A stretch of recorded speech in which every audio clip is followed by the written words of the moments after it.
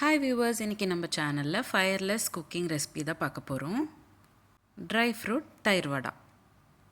இந்த ரெசிபி கொஞ்சம் ஸ்வீட்டாகவும் அதே சமயம் ஃப்ளேவர்ஃபுல்லாக இருக்கும். ஒரு வாட்டி ட்ரை பண்ணி பாருங்கள். இந்த ரெசிபி செய்கிறதுக்கு நம்ம அடுப்பு இல்லாமல் பண்ணியிருக்கோம். அதே சமயம் இது சுகர் ஃப்ரீ ரெசிபி கூட. வாங்க பார்க்கலாம் எப்படி செய்கிறதுன்னு.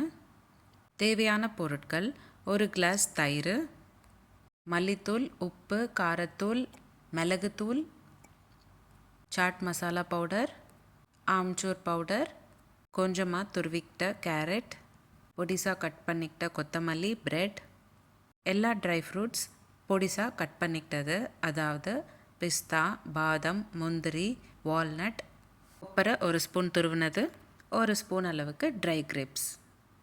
முதல்ல பிரெட் ஸ்லைசஸ் 4 பக்கமும் சைட்ஸில் கட் பண்ணிக்கிட்டு அதை நம்ம தண்ணியில் இந்த மாதிரி டிப் பண்ணி எடுத்துக்கணும். தண்ணியெல்லாம் நல்லா ஸ்குவீஸ் பண்ணி விடுங்க. லேசாக அழுத்தம் கொடுத்து தண்ணியெல்லாம் நீக்கி விடுங்க. இப்போது இந்த பிரெட் ஸ்லைஸ் நடுவில் நம்ம ட்ரை ஃப்ரூட்ஸ் எல்லாமே சேர்த்துக்க போகிறோம். முதல்ல வால்நட் கொஞ்சமாக சேர்த்துக்கிட்டேன். அடுத்து பிஸ்தா கொஞ்சமாக, கூடவே கொஞ்சமாக ட்ரை கிரேப் சேர்த்துக்கிட்டேன். கொஞ்சமாக முந்திரி பருப்பு, கொஞ்சமாக பாதாம், கொஞ்சமாக துருவின தேங்காய், இதெல்லாம் சேர்த்துக்கிட்டு எல்லா பக்கமும் நல்லா சீல் பண்ணிக்கணும்.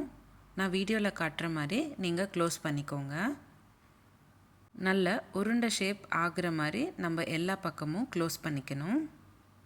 லேசாக அழுத்தம் கொடுங்க, டைட்டாக பண்ணாதீங்க. இப்போது இதே மெத்தட் இன்னொரு பிரெட் ஸ்லைஸ்லேயும் நான் செஞ்சுக்கிறேன். நான் உங்களுக்கு இன்றைக்கி காட்டுற குவான்டிட்டி ஒருத்தர் தாராளமாக சாப்பிடக்கூடிய அளவு. உங்களுக்கு எவ்வளோ தேவையோ அதுக்கேற்ற மாதிரி அளவு கம்மியாகவோ அதிகமாகவோ சேர்த்துக்கோங்க. இப்போ பார்த்திங்கன்னா நல்ல உருண்டையாக இருக்குது. இதை நம்ம ஒரு சர்விங் பிளேட்டுக்கு மாற்றிக்கலாம்.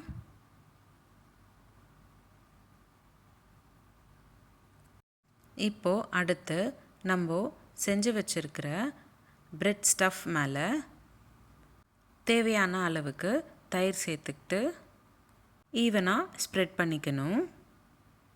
நான் இன்றைக்கி ஒரு கிளாஸ் அளவுக்கு தயிர் சேர்த்துக்கிறேன். உங்களுக்கு தேவைப்பட்டால் இன்னும் அதிகமாக கூட சேர்த்துக்கலாம். அடுத்து 2 பிஞ்ச் அளவுக்கு மல்லித்தூள், 2 பிஞ்ச் அளவுக்கு காரத்தூள், 2 பிஞ்ச் அளவுக்கு உப்பு, அதே 2 பிஞ்ச் அளவுக்கு மிளகுத்தூள்,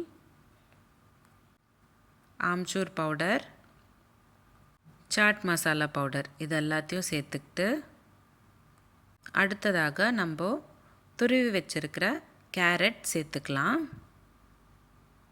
ரொம்ப மெலிசாக துருவிக்கோங்க கேரட். உங்களுக்கு எவ்வளோ தேவையோ அதுக்கேற்ற மாதிரி நீங்கள் கேரட்ஸ் சேர்த்துக்கலாம். நீங்கள் வெள்ளரிக்காய் கூட சேர்த்துக்கலாம். ஆனால் இன்றைக்கி வீடியோவில் நான் வெள்ளரிக்காய் சேர்த்துக்கல.